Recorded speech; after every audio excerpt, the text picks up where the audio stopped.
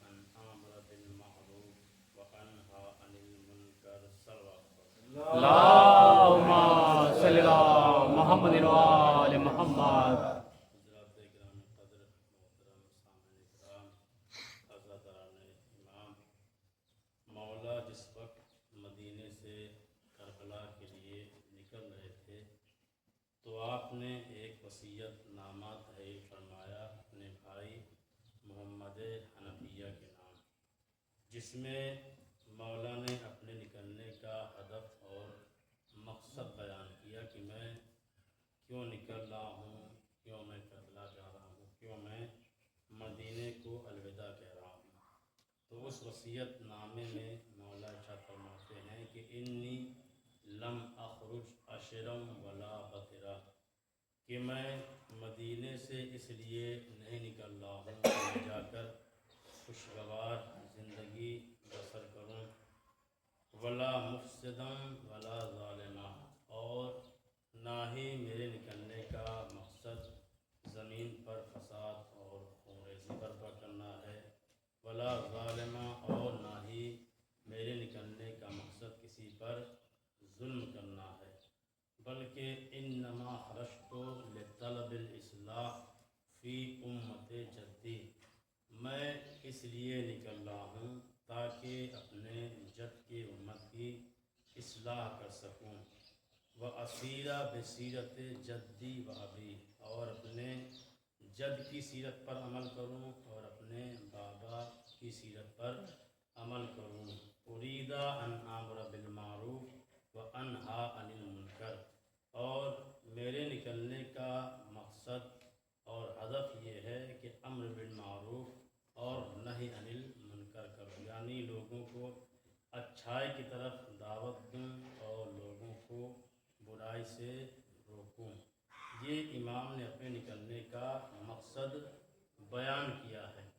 تو لہٰذا امام کے ہدف کو اور امام کے مقصد کو ہمارے لیے جاننا ضروری اور لازمی ہے کہ امام نے کربلا کے میدان میں کیوں اتنی قربانی پیش کی، کیوں امام کربلا کے میدان میں آئے۔ تو سب سے پہلے میں نے فرمایا کہ میرے نکلنے کا مقصد امت کی اصلاح کرنی ہے، تو لہٰذا جس کربلا کی یاد میں یہ فرش عذاب بچھائی جا رہی ہے، بچھائی جاتی ہے، اس کا بھی ہدف اور مقصد وہی ہونا چاہیے جو امام حسین کے قیام کا ہدف اور مقصد تھا، جس کو واضح طور پر مولانا نے ارشاد فرمایا، یعنی امت کی اصلاح کرنا۔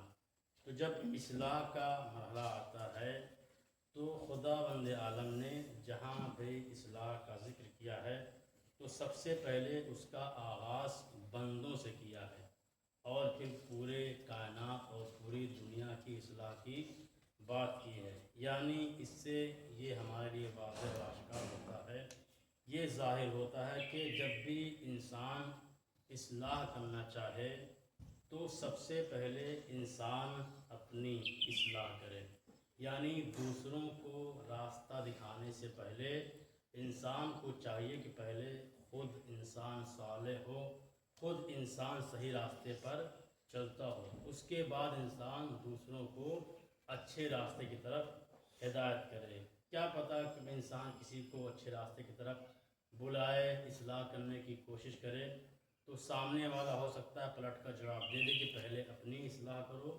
بعد میں دوسرے کی اصلاح کرنا۔ ایسا ہوتا ہے کہ بہت سے لوگ ایسے ہوتے ہیں کہ جن کو اپنی فکر نہیں ہوتی ہے، دوسروں کی فکر بڑی زیادہ ہوتی ہے، دوسروں کے بارے میں سوچا کرتے ہیں، اپنے اصلاح کے بارے میں نہیں سوچیں گے بلکہ دوسروں کے بارے میں وہ سوچتے ہیں۔ تو لہٰذا انسان پہلے اپنی اصلاح کرے، اس کے بعد دوسروں کی اصلاح کرنے کی کوشش کرے، اور اس کے بعد جب اصلاح کا مرحلہ آتا ہے تو انسان جب اپنی اصلاح کر لے، اپنے گھر کی اصلاح کرے، تب معاشرے کے اصلاح کی انسان بات کرے اور کوشش کرے۔ اور جتنے بھی انبیاء آئے ہیں ہر ایک نے اپنے زمانے کے مشکلات اور اپنے زمانے کے حالات کے اعتبار سے لوگوں کی اصلاح کی ہے، یعنی کس کے زمانے میں کیا خرابیاں تھیں، کیا چیزیں فساد تھیں، کیا چیزیں برائی کا سبب تھیں، ہر نبی نے اپنے زمانے کے حالات کے اعتبار سے سے اپنے زمانے کی اصلاح کی ہے. جیسے جناب شعیب جو اللہ کے نبی ہیں، ان کو شیخ الانبیاء کہا گیا ہے. تو جناب شعیب کے زمانے کے حالات اور مشکلات کچھ یوں تھے کہ لوگ معاملات میں بہت خرابی پیدا کیے ہوئے تھے. یعنی خرید اور فروش میں، ناپ اور تول میں لوگ کمی اور بیشی کرتے تھے. کم تولنا یا ناپنا، یہ چیزیں ان کے زمانے میں رائج تھی جناب شعیب کے زمانے میں. تو لہذا جناب شعیب نے ان کی اصلاح کی، ان کو متوجہ کیا کہ یہ جو عمل تم انجام دے رہے ہو، جو تم یہ کام کر رہے ہو، یہ ہرگز اللہ کو پسند نہیں ہے. اپنے ناپ تول کو تم ٹھیک کرو. تو جس زمانے میں جو نبی مبعوث ہوا ہے، اپنے حالات کے اعتبار سے اس نے اصلاح کی ہے. لیکن پیغمبر اسلام جب مبعوث برسالت ہوئے ہیں تو عرب کا ماحول جاہلیت کا دور تھا. یعنی تمام طریقے کی برائیوں کا مرکز جزیرۃ العرب بنا ہوا تھا. یعنی کوئی خرابی ایسی نہیں تھی جو عرب میں نہ پائی جائے. زندہ قتل کر دینا، یہاں تک کہ اپنے لڑکیوں کو زندہ درگور کر دیا کرتے تھے. جب جس کے یہاں لڑکی پیدا ہو جاتی تھی تو اس کو لے جا کر، اگرچہ چلاتی رہے لیکن اس کو لے جا کر، اتنے یہ قصیر القلب تھے کہ اپنی لڑکیوں کو زندہ دفن کر دیا کرتے تھے. بالکل درندے اور حیوان کے معنی. تمام برائیوں کا مرکز کیا تھا؟ عرب تھا. یعنی ہر طریقے کی برائی وہاں پر پائی جاتی تھی. لیکن پیغمبر اسلام بت پرستی ان کے درمیان پائی جاتی تھی. تو پیغمبر اسلام جب ان کے درمیان مبعوث ہوئے ہیں تو ان کی اصلاح کرنا شروع کی. سب سے پہلے ان کو بت پرستی سے روکا اور خدائے یکتا کی طرف ان کو دعوت دی کہ تم جو بتوں کو پوجتے ہو، کبھی کبھی یہ لوگ مٹی کے بت بناتے تھے اور کبھی کبھی یہ لوگ حلوے وغیرہ کا بت بناتے تھے. اس کا بت بناتے تھے اور جب کہیں بھوک لگتی تو اسی کو یہ کھا بھی جایا کرتے تھے. ایک صلوات اللہم صلی اللہ محمد وآل محمد. یہ ان کا مزاج تھا، یہ ان کا طریقہ کار تھا. ہر طریقے کی یعنی خرابیوں کا مرکز عرب بنا ہوا. تو پیغمبر اسلام ایسے ماحول میں مبعوث ہوئے ہیں. اب ان کی لوگوں کی اصلاح کی، اور اصلاح کی راہ پیغمبر اسلام نے بہت زیادہ زحمتیں برداشت کی، کچھ حد تک لوگوں کو ٹھیک کیا. لیکن پیغمبر اسلام کے بعد پھر اسی طرف زمانہ پلٹنے لگا.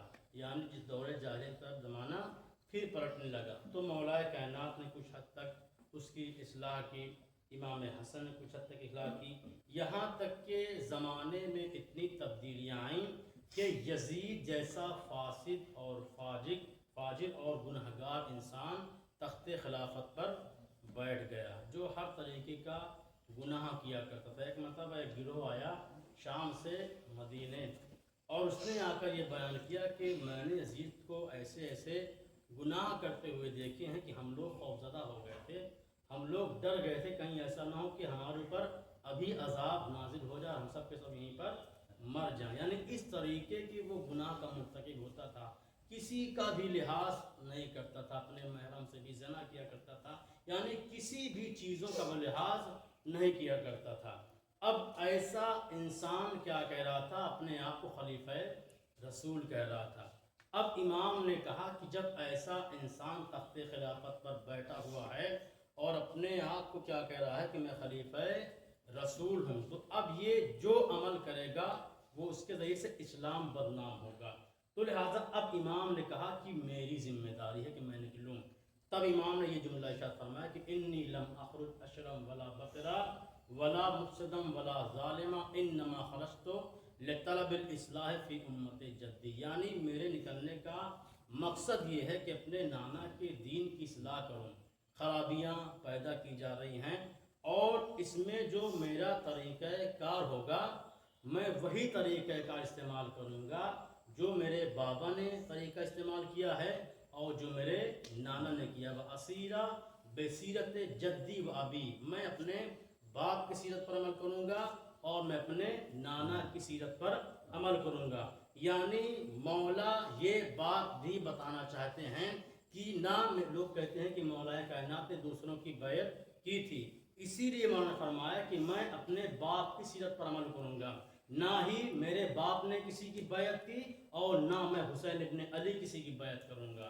इस सलवात अल्लाहुम्मा सल्ली अला मुहम्मदिन व आलि मुहम्मद। व उरीदा अन आमर बिल मारूफ व अनहा अनिल मुनकर, और मेरे निकलने का मकसद ये है कि मैं अम्र बिल मारूफ करूँ और नहीं अनिल मुनकर करूँ, यानी लोगों को अच्छाई की तरफ दावत दूँ और लोगों को बुराई से रोकूँ। और नेक लोगों की ये पहचान बताई जाती है कि तुम्हारे दरमियान एक गिरोह को ऐसा होना चाहिए कि जो लोगों को अच्छाई की दावत दे। वल तकुम, कुरान की आयत है कि वल तकुम मिनकुम उम्मतन यदऊना इलल खैर, यानी तुम में एक गिरोह को ऐसा होना चाहिए, एक उम्मत को ऐसा होना चाहिए जो लोगों को खैर की तरफ दावत दे, जो लोगों को खैर की तरफ बुलाए। यअमुरुना बिल मारूफ व यनहौना अनिल मुनकर, लोगों को मारूफ की दावत दे और मुनकरात से उनको नहीं करे और रोके।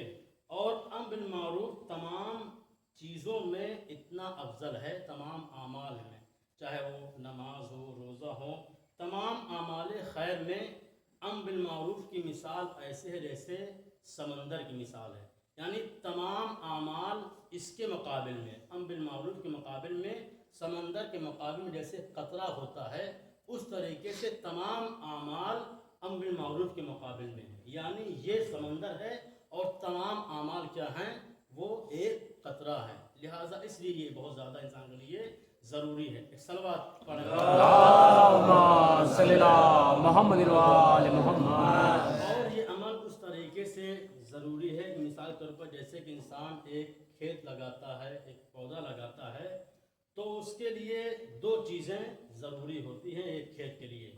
पहली चीज़ ये कि मौका और महल के एतबार से उसमें पानी देना, खेत को पानी देना, तभी वो खेत परवान चढ़ेगा, तभी वो खेत बढ़ेगा, मौका और महल से पानी देना। और दूसरी चीज़, जो चीज़ें उसके लिए नुकसान का और ज़रर का सबब बनती हैं, उन चीज़ों को उससे दूर रखना, तभी वो खेत और पौधा परवान चढ़ सकता है।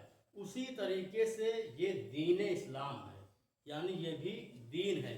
तो दीन को भी उन चीज़ों को अंजाम देना है दीन में जो हमारे लिए फ़ायदा बख्श हैं, और जो चीज़ें हमारे दीन के लिए नुकसानदेह हैं उनसे अपने दीन को हमें दूर रखना है।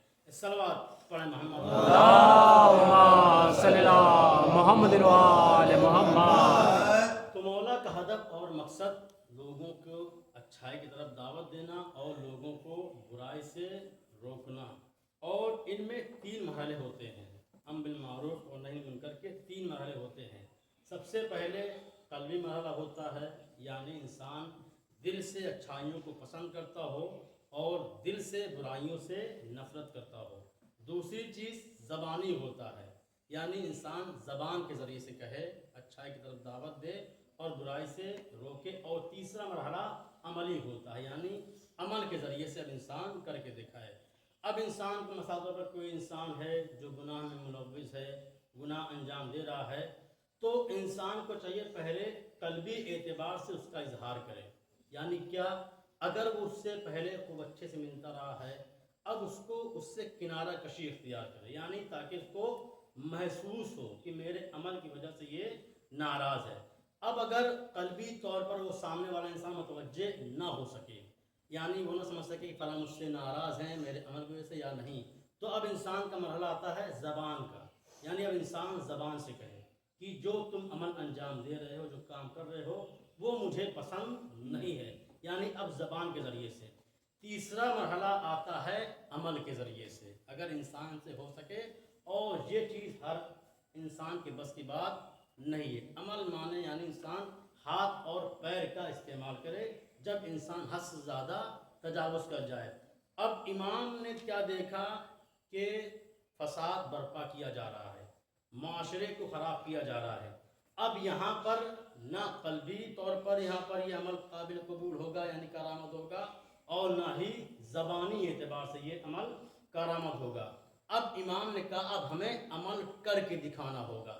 लिहाजा इमाम ने जो मदीना छोड़ा है वो अमल करके दिखाया है, یعنی امر بالمعروف اور نہی منکر کے لیے امام نے قیام کیا ہے اور فساد کے مقابل میں امام کھڑے ہو گئے ہیں. یہ عمل کا مرحلہ ہے. صلوات اللہم صلی اللہ محمد وآل محمد. اور یہ چیز وہ ہیں جو انسان کو کمال تک پہنچاتی ہیں. ایک شخص آتا ہے پیغمبر اسلام کے پاس اور وہ کہتا ہے کہ اللہ کے رسول آپ مجھے کچھ ایسے عمل بتائیں کہ جس کے ذریعے سے میں بہشت کا حقدار ہو جاؤں, جس کے ذریعے سے میں جنت میں جاؤں. تو رسول اسلام نے کہا کہ چند چیزوں کو انجام دو, جن میں سے پہلی چیز یہ ہے کہ بھوکے کو کھانا کھلاؤ. جب بھی دیکھو کوئی بھوکا ہے تو اس کو کھانا کھلانے کی کوشش کرو. دوسری چیز پیاسے کو پانی پلاؤ. یہ چیز بھی بہت زیادہ انسان کے لیے ثواب کا باعث ہے. تیسری چیز امر بالمعروف یعنی لوگوں کو اچھائی کی طرف دعوت دو. اور چوتھی چیز نہی انل منکر یعنی امر بالمعروف کرو اور نہی انل منکر کرو. ان چیزوں کو انجام دو گے تو تم اہل بہشت میں سے ہو جاؤ گے. اور اگر یہ چیزیں تم نہ کر سکو تو کم سے کم اپنی زبان پر کنٹرول کرو. یہ زبان پر کنٹرول انسان کو بہت زیادہ گناہوں سے یہ چیز بچاتی ہے. انسان گناہ کے ذریعے زبان کے ذریعے سے بہت سارے گناہ انجام دیتا ہے. جھوٹ انسان زبان کے ذریعے سے بولتا ہے. غیبت انسان زبان کے ذریعے سے کرتا ہے. کسی پہ تہمت انسان زبان کے ذریعے سے لگاتا ہے. اسی لیے اللہ نے زبان کے لیے اتنے زیادہ پہرے لگائے ہیں. یہ چونکہ زبان بہت ہی اچھی چیز بھی ہے اور بہت ہی خطرناک چیز بھی ہے. صلوات پڑھیں. اللہم صلی اللہ محمد وآل محمد. جناب لقمان سے ان کے مالک نے کہا کہ جاؤ بکری کو ذبح کرو اور اس کی 2 سب سے اچھی چیزیں لے کر آؤ. تو جناب لقمان جاتے ہیں, بکری کو ذبح کرتے ہیں تو بکری کی 2 چیز لے کر آئے, ایک زبان اور ایک دل. اس کے بعد جب ان کے پاس لے کر آئے مالک کے پاس تو مالک نے کہا جاؤ دوبارہ ذکر کرو, ذبح کرو اور پھر سب سے 2 بری چیزیں لے کر آؤ. تو جناب لقمان جاتے ہیں, بکری کو ذبح کرتے ہیں تو پھر وہی زبان اور دل لے کر آئے. تو ان کے مالک نے کہا کہ اے لقمان ہم نے تم سے کہا کہ سب سے اچھی چیز لے کر آؤ, تب تم لے کر آئے زبان اور دل, سب سے اچھی چیز. اور جب میں نے تم سے کہا کہ سب سے بری چیز لے کر آؤ تب بھی تم زبان اور دل لے کر آئے. آخر اس کی وجہ کیا ہے؟ تو جناب لقمان کہتے ہیں کہ یہ زبان اور دل ایسی چیزیں ہیں کہ اگر یہ اچھائی پر اتر آئیں تو ان سے اچھا کوئی نہیں ہے, اور اگر برائی پر اتر آئیں تو ان سے برا کوئی نہیں ہے. صلوات پڑھیں. اللہم صلی اللہ محمد وآل محمد. امر بالمعروف اور نہی انل منکر یہ ہمارے فرائض میں سے ہیں, یہ واجبات میں سے ہیں.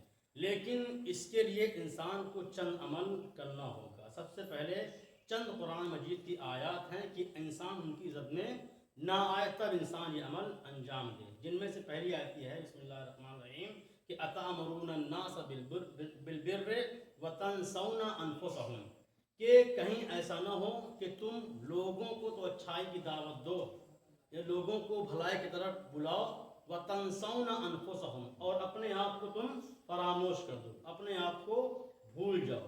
لہٰذا لوگوں کو بتانے سے پہلے اپنے آپ کو تم بتاؤ. اور دوسری آیت یہ ہے کہ مالا لما تقولون ما لا تفعلون, یعنی لوگوں سے ایسی باتیں کیوں کہتے ہو جس پر تم خود عمل نہیں کرتے ہو. اگر انسان ان دونوں آیتوں کے زد میں نہیں آ رہا ہے تب انسان کا حق بنتا ہے کہ انسان دوسروں کو ہدایت کرے اور دوسروں کی اصلاح کرے. صلوات پڑھیں. اللہم صلی اللہ محمد وآل محمد. تو امام کے نکلنے کا مقصد امر بالمعروف اور نہی عن المنکر اور لوگوں کی اصلاح کرنا ہے. اور جب ہم ذات وارثہ پڑھتے ہیں تو اس میں بھی ایک جملہ پڑھتے ہیں اشہد انک قد اقمت الصلاۃ وآتیت الزکاۃ وامرت بالمعروف ونہیت عن المنکر واطاعت اللہ ورسولہ حتی اتاک الیقین. کہ اے مولا, سلام کے بعد کہتے ہیں کہ اے مولا میں گواہی دیتا ہوں کہ آپ وہ ہیں کہ جس نے نماز کو قائم کیا, آپ وہ ہیں کہ جس نے زکوٰۃ کو ادا کیا, اور آپ وہ ہیں, میں گواہی دیتا ہوں کہ آپ وہ ہیں کہ جس نے امر بالمعروف اور نہی عن المنکر کا احیا کیا, یعنی اس کو قائم کیا, اور اپنے خدا اور اپنے رسول کی اطاعت کی حتی اتاک الیقین، یہاں تک کہ آپ نے جام شہادت کو نوش فرمایا. یعنی یہ امام کی زیارت میں بھی یہ جملہ پڑھتے ہیں کہ یقیناً آپ کا قیام اس لیے تھا کہ تاکہ لوگوں کو اچھائی کی طرف دعوت دی جائے اور لوگوں کو برائی سے روکا جائے. تو لہذا امام کی جب قیام کا مقصد یہی ہے تو ہماری مجالس کا بھی مقصد یہ ہونا چاہیے، ہماری عزاداری کا مقصد اور ہدف بھی یہی ہونا چاہیے.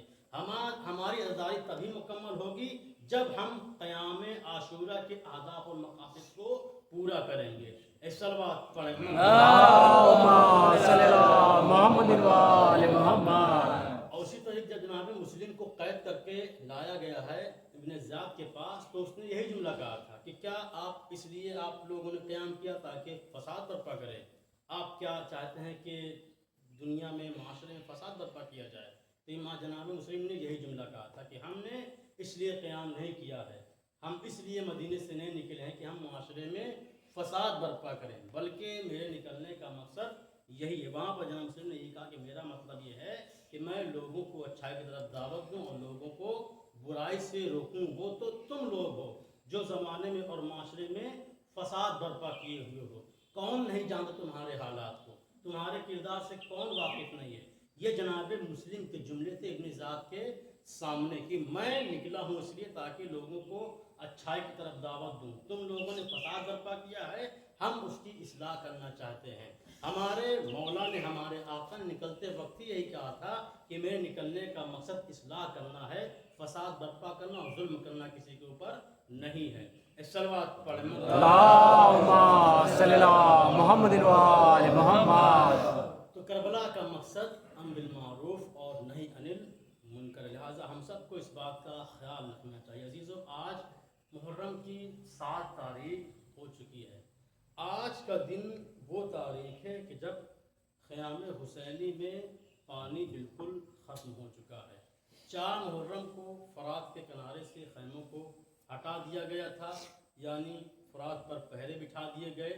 لیکن 7 محرم کی تاریخ وہ ہے کہ جب خیموں میں پانی ختم ہو چکا ہے. اور آج کی تاریخ جناب قاسم سے منسوب ہے. جب مارکا سج جاتا ہے اور ہر ایک آتا ہے، جناب محمد آتے ہیں اور اجازت لیتے ہیں، تو کئی مرتبہ جناب قاسم آئے اور کہا چچا جان آپ بھی ہمیں میدان میں جانے کی اجازت دیجیے. تو امام حسین نے کہا میرے لال قاسم تم میرے بھیا کی نشانی ہو، میرے لال میں تمہیں کیسے اجازت دے دوں. امام حسین جناب قاسم سے بے انتہا محبت کرتے تھے، بہت زیادہ چاہتے تھے. جب جناب قاسم نے دیکھا کہ چچا اجازت نہیں دے رہے ہیں تو ایک مرتبہ جناب قاسم دھیرے دھیرے قدموں سے خیمے کی جانب جا رہے تھے کہ اچانک جناب قاسم کو یاد آیا کہ میرے بابا نے وقت آخر میرے بازوؤں پر ایک تعویذ باندھا تھا اور بابا نے کہا تھا کہ بیٹا جب بھی کوئی مشکل وقت پڑے تو تم اس تعویذ کو کھول کر دیکھ لینا. اب جناب قاسم سوچتے ہیں کہ اب اس سے بڑا مصیبت کا وقت کیا ہو سکتا ہے کہ میرا چچا نرغہ آدم میں گھرا ہوا ہے. عزادارو جناب قاسم اس تعویذ کو کھولتے ہیں، مولا حسین کے پاس لے کر آتے ہیں اور کہتے ہیں چچا جان یہ بابا کی تحریر ہے. عزادارو جیسے امام حسین نے تعویذ کو دیکھا، بھائی کی تحریر کو دیکھ کر امام نے گریہ کرنا شروع کیا. بھائی کی تحریر کو آنکھوں سے لگایا، اس میں لکھا ہوا تھا کہ میرے بھیا حسین میں کربلا کے میدان میں نہیں ہوں گا لیکن میری طرف سے میرے قاسم کو قربان کر دینا.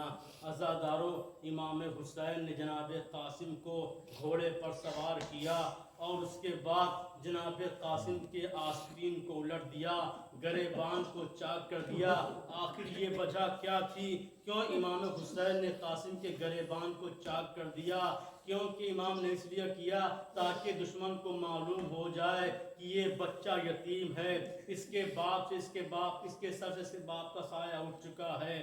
عزادارو جناب قاسم میدان کارزار میں آتے ہیں، حملہ کرنا شروع کرتے ہیں. ایک مشہور پہلوان ارزق شامی جناب قاسم کے مد مقابل آتا ہے. امام حسین کہتے ہیں جا کر جناب قاسم کی ماں سے کہو کہ جناب قاسم کے حق میں دعا کرے کیونکہ اس کے مقابل میں ایک بہت بڑا پہلوان آیا ہوا ہے. عزاداروں जनाब कासिम ने वो शराना जंग की है कि अफजक को भी कत्ल किया और उसके तीनों बेटों को भी फिन्नार किया। लेकिन 3 दिन का भूखा और प्यासा कासिम कहाँ तक जंग करता। जंग करते करते एक मर्तबा आवाज दी, अस्सलामु अलैका या अम्मा, ऐ चचा जान मेरा आखिरी सलाम कबूल कीजिए।